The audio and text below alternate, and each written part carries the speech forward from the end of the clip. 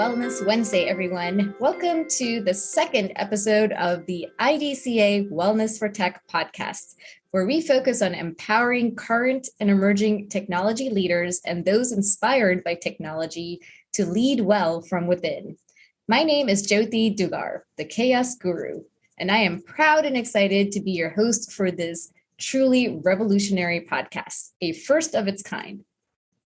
As a C-suite IT leader and executive myself, having been in the industry for decades, I understand all too well how chaotic, stressful, and high pressure the technology field can be.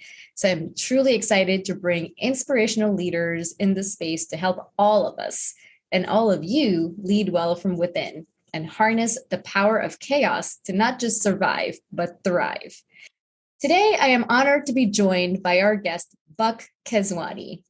Buck is the CEO of Tantus Technologies, whose mission to make our world better is a management and IT consulting firm that delivers insights and innovative solutions to government leaders to improve the lives of the citizens that they serve. With over 70 million in revenue and management of over 300 team members in 2022, Tantus Technologies celebrated its 20th anniversary and has partnered with over 30 different federal agencies across both the civilian and defense sectors. I am grateful to have Buck on our second podcast episode. Welcome, Buck. We're thrilled to have you here today. Well, thank you. Thank you very much, Jyoti. And first of all, I want to thank you for inviting me to be a guest on the Wellness for Tech podcast. It's truly an honor. And also want to take a moment to really acknowledge you, Jyoti, for bringing health and wellness to the forefront in many different communities. The passion you have for this is really making a difference in the lives of so many people. Thank you so much, Buck. I am truly excited to have you on today. And let's jump right in. I'm sure everyone would love to hear about how internal wellness from a mind, body, and energy perspective factors in to our external environments, especially in the technology field, as you know yourself. So let's get to it. In your role, how do you foster and empower staff to prioritize their health and wellness over everything else? Yeah, as CEO, I really consider our team members family. And so at the most humanistic level, I want to make sure that they are cared for and that they are healthy and well. And my personal concern for their well-being is actually carried over into our core values as a company. We have something we call the Tantus Compass, and those are the 4 points that really guide us in our decision-making and how we interact with each other. And at one of the points is we are Team Tantus. And within that, that means that we take care of each other. So why is being healthy so important? I think it really helps everyone have a better quality of life. Not being healthy can really affect your ability to enjoy life, activities you love to do, being able to play with your children and grandchildren, eat and drink things you love, and just overall, even your work well-being. So being healthy is very, very important. And ever since COVID, I think we've seen a really renewed emphasis on health and wellness and even what it means. I think in the past, it was really focused more on physical wellness, working out and nutrition. But now you see more focus on spiritual wellness. That's been added to the conversation. People are really taking time to consider their purpose and having peace. And that also includes a work-life integration. There's also wellness associated with one's satisfaction with their career. I think in the past, people really didn't identify the link between their career or their jobs and their well-being. And also, I think we've seen a lot of people, not everyone, but a lot of people learning to learn new skills, or even renewing old hobbies, or just even being a little bit more curious. I think that continuing to learn is something that's very important to your intellectual wellness as well. And finally, of course, emotional wellness. All of these things I discussed really tie into your emotional wellness. These were very, very trying times for some people. And I think the pandemic also brought emotional well-being to the forefront.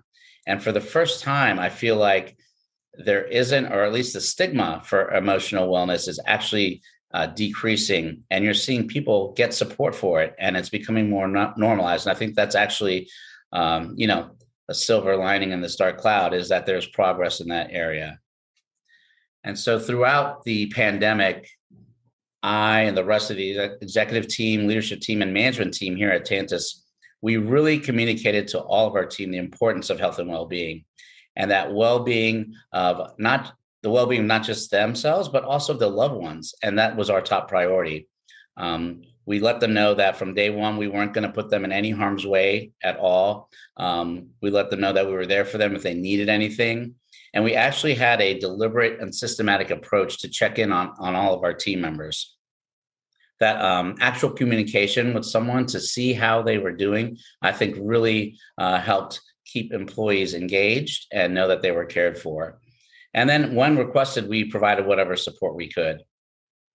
And the other thing we also tried to do to keep employees engaged and healthy and feel good about being at Tantus is help have that tie that got broken when everybody was isolated and working from home. So we do little things like every month we send gift to employees, be it socks in the winter. We send a summer kit. I think our staff just received backpacks and stuff for hiking, flip-flops, sunscreen for if they want to go to the beach.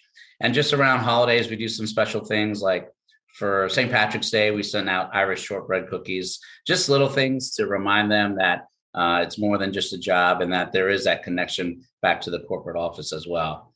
So I think all those things are really important to really foster an environment where everybody knew that we considered them and their loved ones' health and safety our top priority. Wow, that sounds like an amazing company to work for. I'm so jealous. That sounds great. So you mentioned Team Tantus. How do you feel? Do you feel that all staff are being encouraged to have that team spirit and empower each other after the pandemic, or do you feel like that team spirit has always been there even before the pandemic? I think at Tantus, the team spirit has always been there. As I mentioned earlier, I didn't actually talk about it. The Tantus Compass is something we really drive by. Those are our values. And the culture we have at Tantus is very important. When we interview people, we're not just looking for raw skills. We're looking for somebody that will fit into our family. And we found that, very rarely is there a hire that comes on board that doesn't have the skills necessary. But sometimes you're going to have that culture not fit, and that's where changes are going to have to be made. And I really believe that given the foundation we have with the folks we already have on board, and with the hiring practice we have, that's something that will continue, is that we will continue to have that team spirit. Got it. And when you mention not fitting into the culture, what kind of do you use any sort of personality tests or things like that to assess new employees coming in to see not just do they have the required skill set from a technical perspective, but how do you go about evaluating if they are a culture fit? Right. So we don't really use any particular personality test per se, but what we do have is a very rigorous interviewing process where it starts in the beginning from the initial contact with our talent acquisition team, moving on to the interviews with our managers and maybe even some of the staff that they'll be working with. And so, for us, it's kind of a gut sometimes to see whether you think somebody will be there. Of course, there are the standard questions you can ask to help, really get the candidate's point of view out of them and see how they would react in a particular situation. At the end of the day, I think it's really just what happens when they're there. And I'm proud of our numbers. I think we've done a good job overall, but every now and then you're going to have an outlier. Got it. And you mentioned a lot about everything that Tantus does to help employees feel valued and appreciated and just even thought of by sending, baskets and socks and, hiking backpacks and things like that, which really does, I can see how that can foster their well-being and their sense of purpose in not just your company, but also just their sense of purpose in general. Mm-hmm. Have you found those efforts to be effective, or do you measure the acts of, I guess, kindness from Tantus to see which ones are effective and which ones maybe aren't so effective? Yeah, we have a couple of ways to get feedback from the employees. First of all, we get a lot of emails from employees thanking us for sending them these items and for looking out for them. We also have specific tools such as Office Vibe, which is a survey that we send out to employees almost on a quarterly, sometimes if not monthly basis, where they're allowed to provide us feedback on how we're doing. And also with each Office Vibe survey, there's specific questions that go out too, but there's also an open form too, where they can provide us with that information. Yeah, we've taken a lot of efforts. I mean, as I mentioned, we want our team members to know that their safety is our top priority. And if they ever need anything, they could just contact us and we would try to help them for their particular situation. And it's funny because some of these things have been in place for a long time. Sending out gifts, although not at the consistency we're doing now, is something we've always done. But I think now with the recent pandemic, people are really paying more attention to it. And as I said, health and wellness has really become center stage. We do other things as well. We offer counseling to employees through the insurance companies that we have, if anybody needs any help.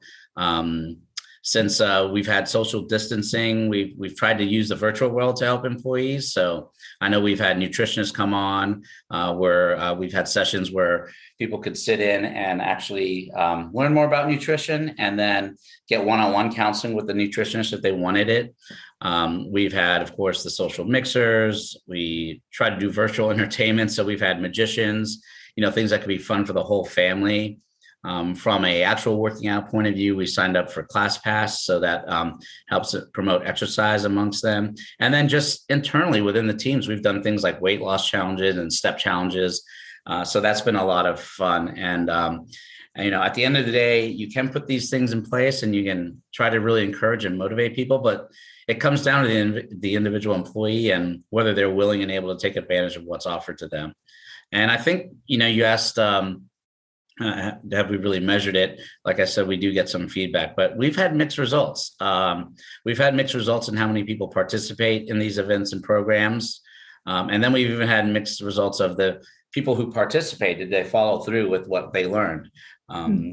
So for right now, I feel really comfortable and proud of our team, and especially our HR director, Paula Stout, for really identifying, providing, and promoting opportunities and encouraging our team the best we could. That sounds great. So that's great that you're constantly evaluating everything that you do and seeing if they're effective and really valuing the input and feedback from your employees too. So you can change your programs or things that you offer based on if it's helpful or not. Right. And great. Sometimes people don't provide. Sometimes you don't get a lot of feedback, so you're just kind of hoping it's working, right? So, yeah. And it's also great that you have or you offer counseling services. I know you pointed out that previously employees might not feel comfortable going to counseling because they might feel like they don't want that to be put out there or somehow held against them. Do you feel like after COVID, more people are taking advantage of your counseling programs? Yeah, so of course we don't get any specifics, but we do know from hearing from our insurance companies that there's a lot more activity than there had been previously, and so we're really happy about that. And I'm of the mindset, your mind needs to be trained just as well. Not trained might not be the right word, but just like your body, and just like people can have benefits of working with a trainer, you can have benefits of working with a counselor too. So I would really suggest that people look into that. Great. And that's a great segue for your own personal life. Can you tell us about any experiences you've had in your life that's shaped who you are today? And has there been any times where you felt awakened to some sort of new reality that you didn't even know existed before, or changed the way you do things in your life? Yeah, that's a great question. Actually, really fitting for where things are in my life right now too. I would say I think the biggest experience in my life who shaped it is definitely my childhood. Growing up with my immediate family and the extended family and family friends that we grew up with. My parents, aunts, uncles, and we call them family friends, all came here as immigrants, and pretty much all of them had retail stores, worked in retail. So in a mall, if you will, and worked their asses off. I mean, we're talking about 7 days a week. I know my mom and dad worked Monday through Saturday, 9 a.m. to 9 p.m. And then on Sundays, from 12 to 5, on their feet in a store. That store was our life. And as a child, we would eat dinner at about 10 p.m. After they came home from work and shut the store down. And, in elementary school, we were going to bed at midnight. That was the only time we could really spend with our family was at that late at night. And the other interesting thing was that my parents and a lot of the parents in our social community worked together in the store. So my mom and dad worked side by side every day together. So that dynamic of teamwork was really, really built. And, now that I think about it, I don't think we ever even went, my immediate family, all 5 of us, ever even went on a family vacation together that involved getting on a plane. Wow. Vacations were like maybe Saturday after the store closed, driving to Atlantic City and coming back Sunday for a store opening. Right. So it was a really, really hard life. But what we did take from that is we really learned about hard work, teamwork as a family, learned a lot about business. And we also learned a lot about a sense of community, because all of these families depended on each other. They would help raise each other's kids. It's something I didn't realize that was happening when you were little, but after speaking to my dad when I was older, he was like, yeah, the families would say, okay, this weekend, all the kids go to this house, and the next weekend. And that way, not only were they comfortable knowing whose house we were in, but we were all watching out for each other too. So a really real sense of community there. And the other thing also, I think, sorry.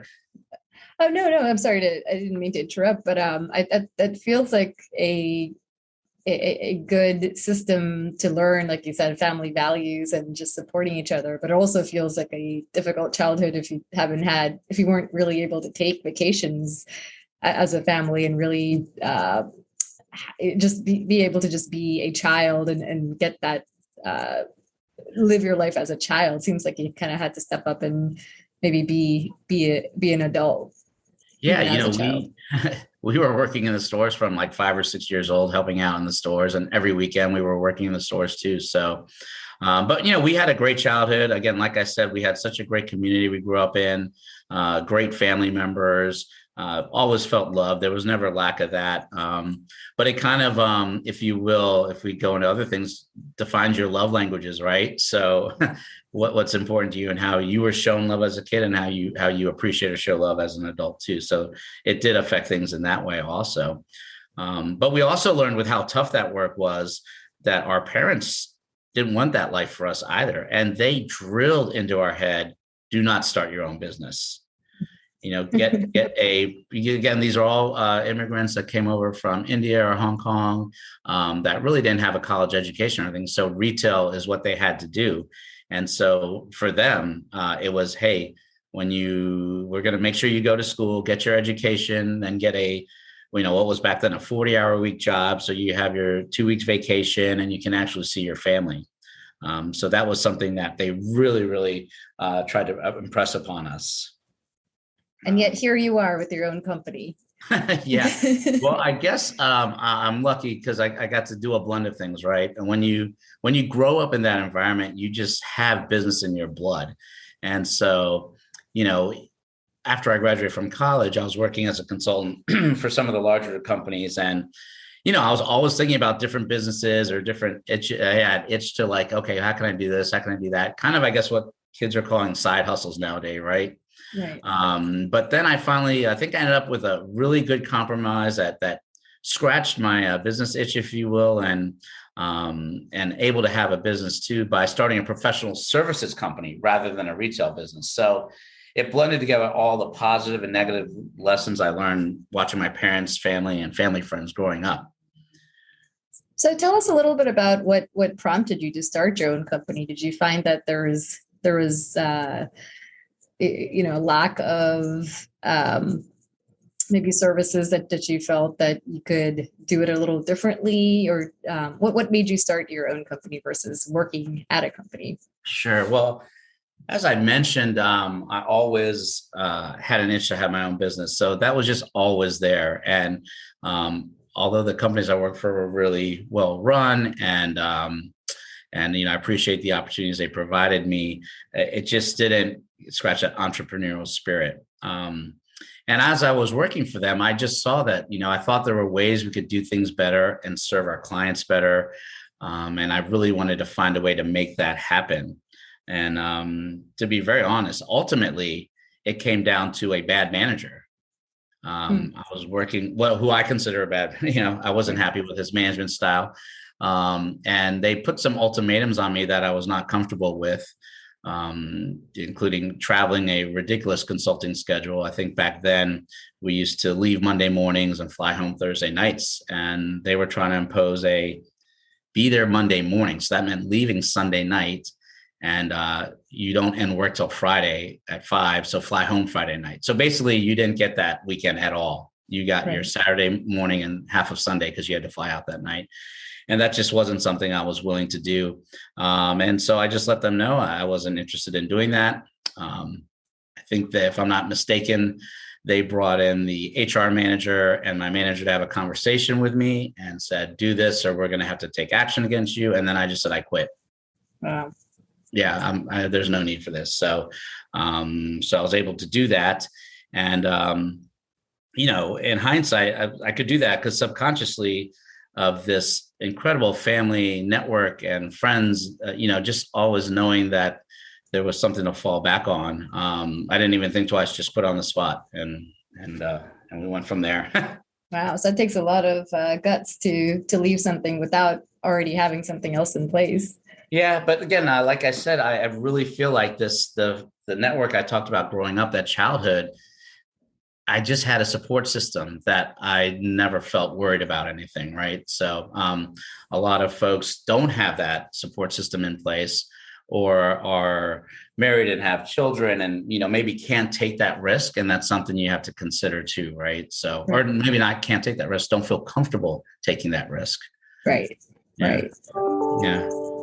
So, so they say every successful person has a morning ritual, and we all know that you are a very successful technology leader. Do you have any morning rituals that you, want to let our listeners learn about? How do you start your mornings? And I'm sure you have a lot of chaos to adjust to on a daily basis. So how do you go about managing that?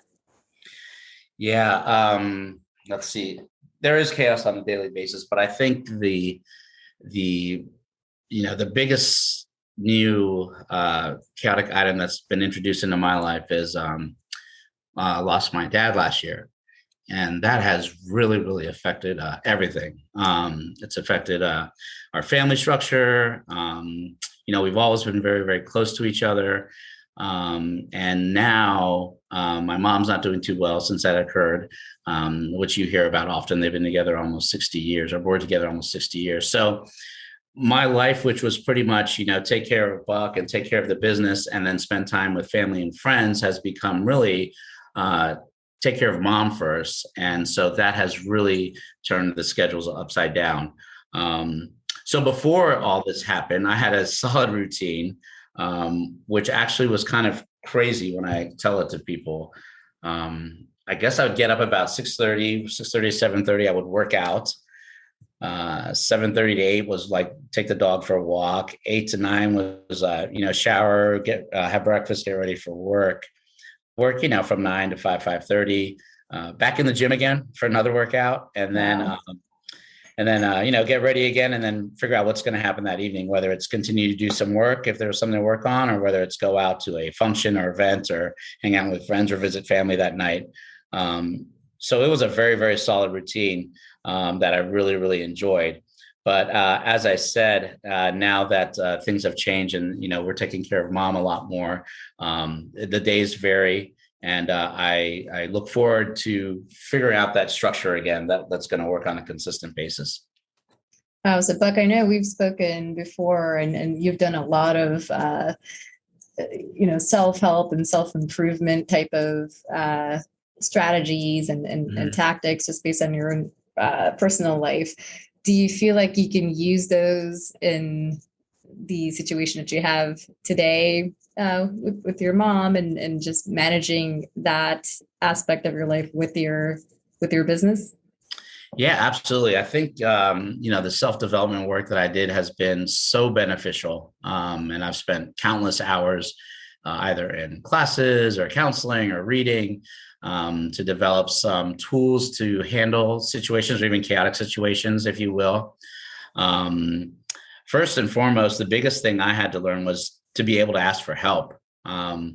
I always used to do things on my own. I was afraid to ask for help. I would never want to bug anybody.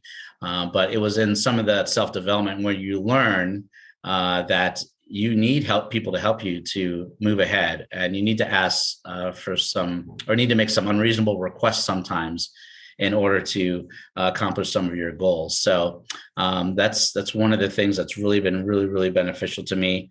The other thing is, this one gets a little bit deeper, and I don't even know if I can do it justice in discussing it. But what does something mean? So when chaotic situations occur, a lot of people get frazzled. I feel blessed that I don't, because there's a lot of worry and anxiety. But I, at the end of the day, ask, is any like physical harm going to come to me or my family or loved ones or my friends?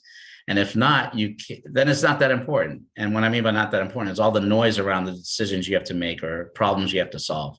And that helps put everything just kind of in perspective. Right. So, Wow. And you've mentioned this a couple of times now, and I did want to point that out. I mean, you seem like a person that's a perpetual learner, and you mentioned that a few times now, that you've learned as you go along, and you're not afraid to keep learning, which is to me, that's a big factor in good leaders, because a lot of leaders out there, I've noticed, feel like they're done learning now. They're just here to teach others, and there's nothing that they can change in themselves. And I think it takes a really strong and confident person to understand that life is all about learning. And when you stop learning, that's when you stop living. Oh, absolutely. I agree with you 100%. And when you talk about leveraging that into leadership skills, and you've probably heard this before, I know I'm not the smartest person in the room, and I try to surround myself with people that can contribute or add to my knowledge and help each other out. The way Tantus is run, we have serious discussions. There's never anybody dictating how anything is going to be done. I really believe in reaching out to all the areas to see how a decision may affect them. There are things you may not even think about, right? You may have a decision to, potentially open new office space, but did you think about how that's going to affect an audit down the road? So I definitely make sure that we constantly are in touch with each other on major decisions and get everybody's point of view, because there may be something you're not thinking about. And from doing that, we all learn a lot. The entire leadership team, the entire executive team is constantly learning. And I think that's just really important. That's great. And you also mentioned, didn't want to forget about this point, is that it's okay to ask for help. And I know, being a single mom myself, and in the technology industry, sometimes it's hard for us to ask for help, because we feel like we have to do it all. We have to be that super mom, super leader, perfect in everything, and can't show, or we feel like it shows weakness by asking for help. So it's great that you mentioned that it's okay to ask for help, because it does take a village to do anything, not just to raise a baby. Sure. I mean, you mentioned single mom, single dad, single parent. I mean, right? The amount of pressure on you is incredible. I mean, and so, yeah, you'll find that there are a lot of people out there that will help if you ask. It's just a matter of you help yourself by letting other people help you, right? Right. Yeah.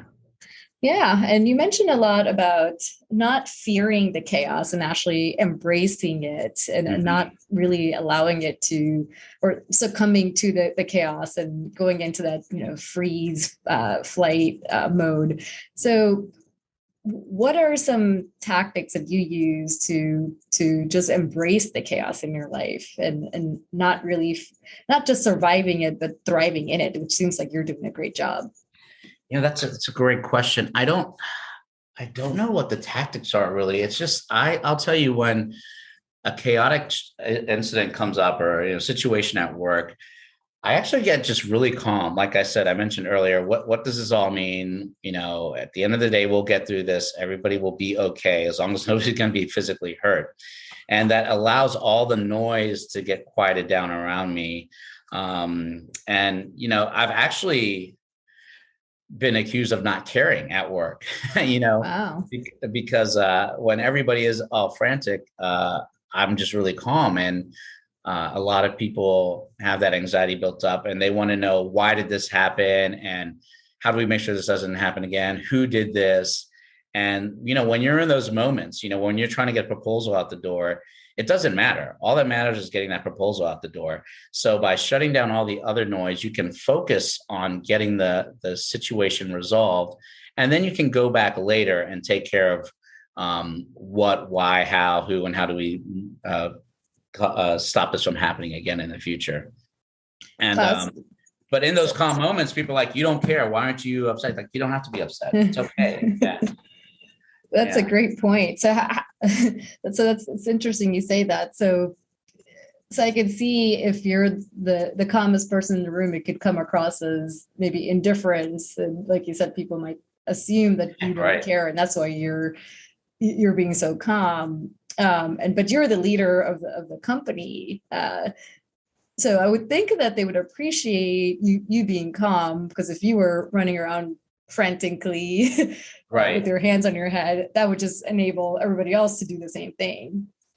Yeah. And you have to definitely keep a cool head, and people are looking to you for that guidance, right? People don't like chaos. They want structure. And, when things are falling apart, it's good to be that guiding light.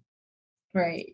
So do you use any simple wellness hacks when you're in the state of chaos, or can you offer anything to people that you do maybe throughout the day? Because I know most of us leaders don't have, or might not have, 45 minutes or an hour to go do our meditation and yoga in the middle of the chaos. Are there any things that you do when you're in the state of chaos that kind of helps you rejuvenate and replenish your energy to get to that state of calmness? Yeah, I mentioned earlier, when I used to have the normal routine, a lot of working out, I thought that really helped me a lot. But like you said, a lot of people just don't have that time. And then even now, with how my chaotic structure, if you will, that changes every day, is I don't have that in place to dedicate an hour or two every day for it. So I look for simple things that we can do. First of all, don't laugh. I'm getting a little bit older. So, the heavy weightlifting and stuff, or the running, it just is not good on the joints anymore. So just some stretching, very easy stretching. Like first thing in the morning when I get up, I just do 4 simple stretches that takes about 3 to 4 minutes. Very simple. That helps loosen things up.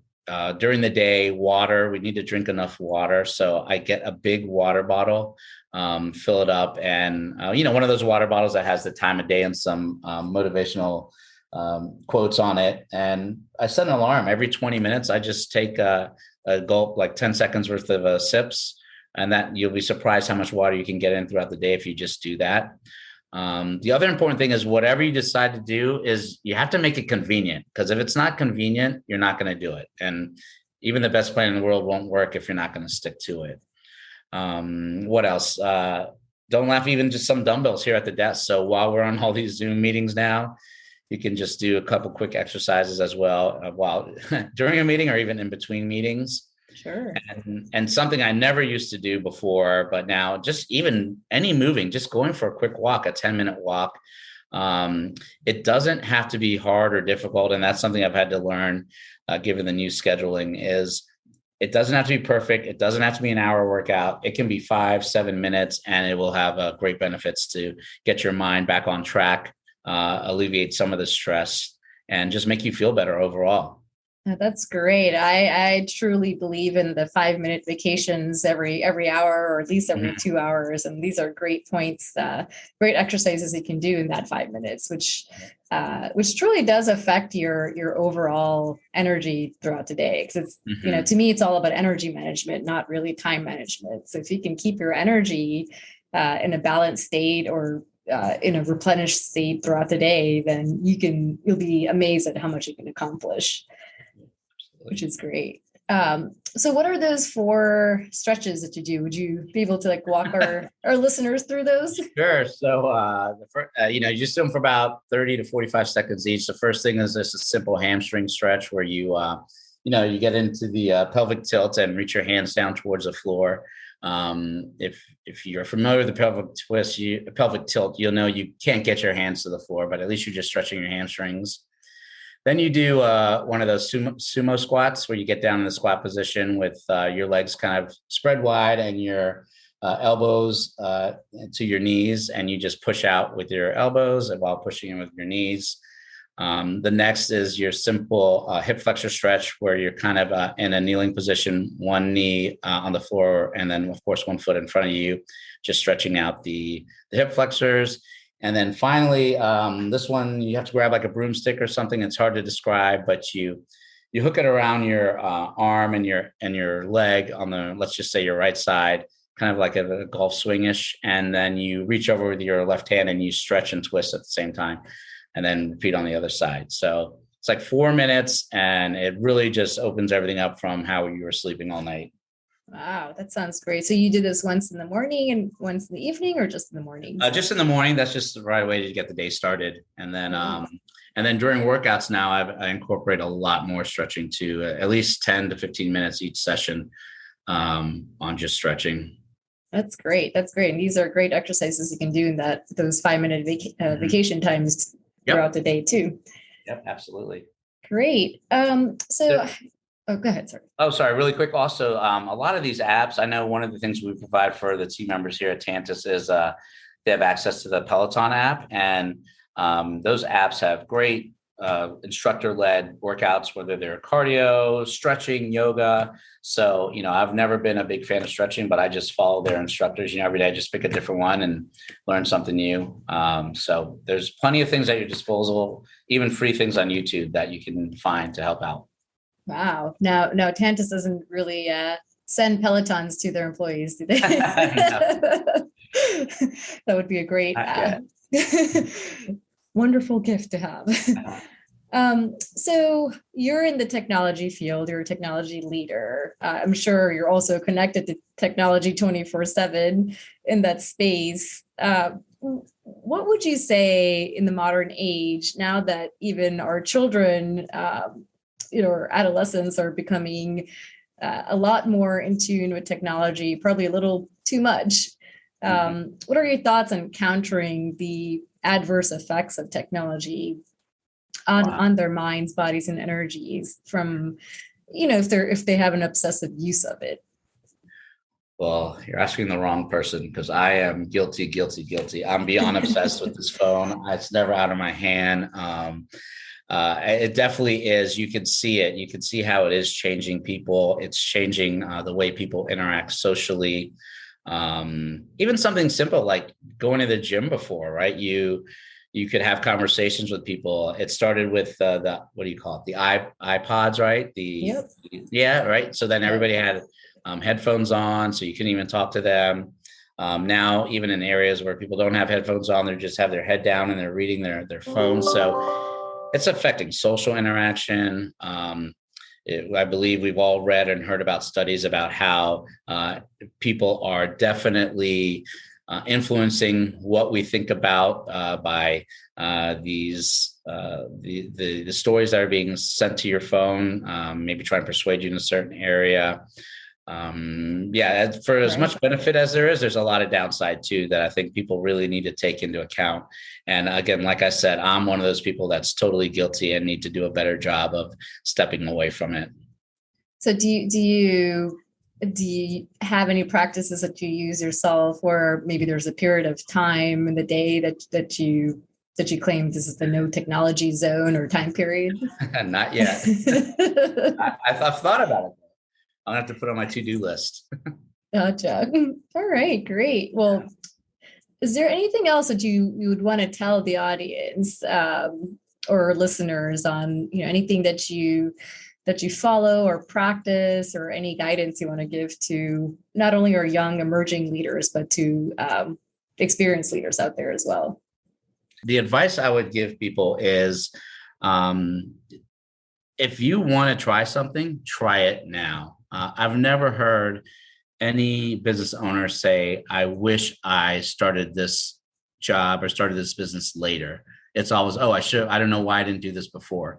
So, if you have the means and, you can tolerate the risk, then I would say just start what you want to do now. Don't wait. Great. Well, thank you so much for your words of wisdom there. I will definitely keep not wait and do whatever my dreams come today itself, and I hope everyone else does the same. So thank you so much for joining us today, Buck. This is truly great, and I'm sure all the listeners out there found a lot of nuggets of advice and inspiration that they could use. Could you please tell everyone where they can find you if they would like to reach out to you? Yeah, sure. So you can find me on LinkedIn. I think that might be one of the easiest ways. And it's Buck Keswani, and I'm the CEO of Tantus Tech. So I think that would be one of the easiest ways. All right, great. Well, that's a wrap, folks. Thank you so much for listening. We will have the link to the podcast as well as Buck's information down below. And see you all every third Wednesday of the month to focus on your wellness and lead your life well from within.